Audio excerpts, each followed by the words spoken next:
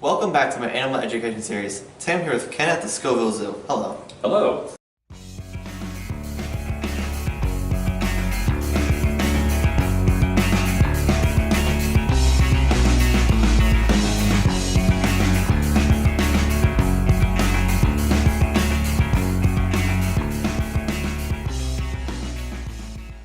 Who do we have here?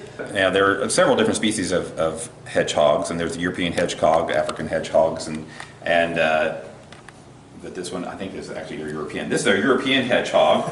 Several different species of hedgehogs that we have around the world, and this is a European hedgehog, but there's also African hedgehogs as well. And they kind of have that awesome knack of being able to protect themselves. You can see his nose there just on the top of my glove here. But if he feels threatened, like he does a little bit right now, just being picked up, they can roll into a ball and have all those quills sticking on the outside. So if a fox was coming up on him or a dog, he would just roll up, and these quills on the outside are very, very pokey. They can poke you into your skin fairly easily. So that's kind of why I have the gloves on.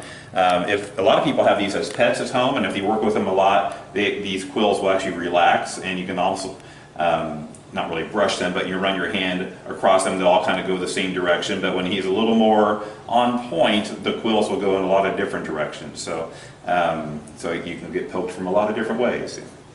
So, like this European one, what kind of environment would you find him in? You'll find them, hedge rows. You know, in England, I guess they're kind of considered lucky if you find them around your garden areas. You'll find them like in the garden areas. They're insectivores, so they'll eat the insects and the crickets and the worms and a lot of the things that people find invasive in their garden areas. So they really like to have the hedgehogs in those areas. And so you'd find them in forest areas, in the hedgerows where they got the name hedgehog, and they make little grunty sounds when they're moving along, so that's kind of the hog part of the hedgerow name that they got. But they have just small ears and the very poor eyesight. They really can't see very well at all, so they just kind of use their excellent hearing and excellent sense of smell to find the prey that they're looking for.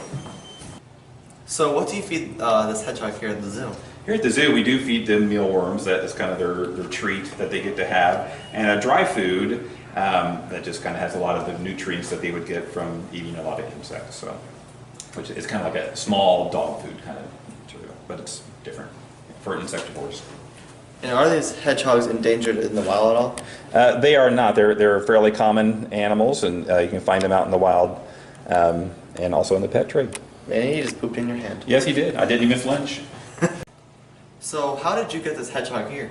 This one was donated to the zoo, and we'll use him as a program animal. So he'll go out to schools or nursing homes, and we kind of educate people about insectivores and kind of what they eat, and people always are interested in seeing a different type of animal. And why are hedgehogs such a good animal for the pet trade? I don't know if it's a good animal or not, but it's a different one, and some people are just looking for a different pet to get, and the hedgehog is definitely a different type of pet. And if they work with it when they get it and it's young, then they can have it fairly relaxed when it's sitting in their lap and they're able to touch it. But if they don't work with it, then he will curl up into a ball, and he'll be very spiky and kind of hard to hold, and you have to use gloves like I'm using now. And so some are better than others, and Leonard here, he does a good job for us on being a little ambassador animal to take out to schools and nursing homes. And how did he get the name Leonard? He came with that name. The people that donated him to the zoo, he came with the name Leonard, and we thought it was funny, and so we kept it. Yeah. Well, thank you so much for telling us about Leonard here. Yeah, thank you. And as always, I hope you guys enjoyed this week's episode. Don't forget to leave a big thumbs up down below, subscribe to my channel, and also check out my Instagram, @ColeShirk. As always, I'll see you next week.